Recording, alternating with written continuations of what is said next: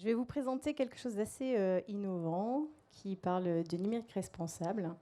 La plupart du temps, l'informatique et tout ce qui est numérique inspire plutôt de l'intérêt et beaucoup de choses intéressantes. Là, le numérique, je vais vous en parler de manière un petit peu différente, puisque l'impact du numérique sur la biodiversité est significatif. On a trouvé une bonne façon de l'amener auprès des gens pour qu'on puisse faire comprendre le sujet avec beaucoup de plaisir.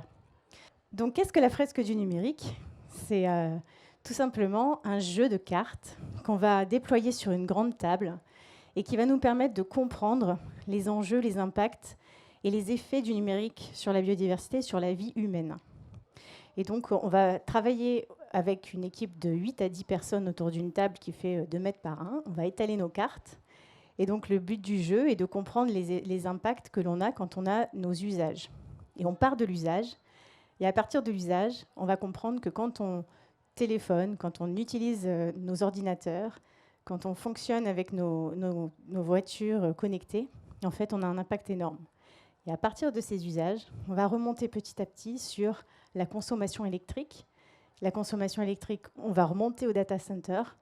Et du data center, on va se rendre compte que pour pouvoir faire tourner des réseaux et des serveurs, il faut beaucoup d'électricité. Et puis on remonte encore, comment est-ce qu'on fabrique une machine, comment est-ce qu'on fabrique les serveurs, les switches, les baies de stockage, comment on fait pour construire tout ça? Tout simplement en remontant aux matières premières. Et quand on remonte aux matières premières, c'est là qu'on s'aperçoit de l'impact énorme de la fabrication des machines. Que faut-il, vous me direz, pour fabriquer un ordinateur?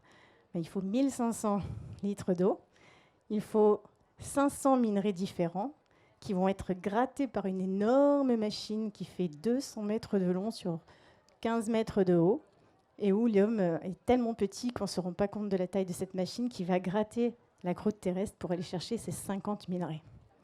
Et dans ces 50 minerais, il y a énormément de choses qu'on ignore. Il y a de l'or, du cuivre, du cadmium, de l'iridium, de l'aluminium. On ne connaît pas tous les minerais forcément. Par contre, ce qu'on sait, c'est que quand vous avez un téléphone portable dans la main, c'est presque aussi précieux qu'une bague de mariée avec un diamant en solitaire. Quand on a abordé ces sujets-là déjà, on remonte encore un peu plus loin. En fait, les cartes sont organisées en différents lots. Et quand on arrive sur la partie fabrication, on remonte après aussi sur l'impact sur la biodiversité. Donc évidemment, de gratter toutes ces terres fait que on a raréfié aussi la richesse du sol en minerais et on a abîmé les habitats des animaux. Alors qu'est-ce qu'on fait, vous me direz? En fait, on va essayer de mobiliser en fait, les gens en disant voilà, vous allez avoir besoin de réemployer et surtout de respecter davantage vos matériels informatiques, quels qu'ils soient. Puisqu'en fait, sans le savoir, vous avez environ 7,5 kg d'informatique chez vous sans vous en rendre compte. Donc l'idée pour le jeu donc, de la fresque du climat, c'est de pouvoir faire comprendre, notamment à la jeune génération, qu'en comprenant les effets, les causes à effet de ce que fait l'informatique à la biodiversité, mais aussi à l'homme, parce qu'en fin de course, il y a aussi l'humain.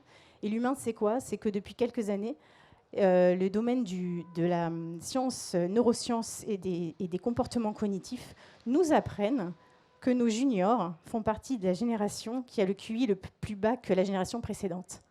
Alors ça ne plaît pas trop à mes enfants généralement quand je leur dis ça, mais malheureusement c'est une réalité parce que tout simplement on apprend aux enfants à être davantage sur l'image et moins sur la concentration. Donc c'est aussi important pour eux de comprendre que le numérique n'a pas que des bénéfices et qu'il est important aussi d'en prendre conscience dans son quotidien. Une fois qu'on a fait la fresque du numérique, c'est un jeu qu'en fait on organise en plusieurs étapes. Donc on a ce lot de cartes qu'on distribue.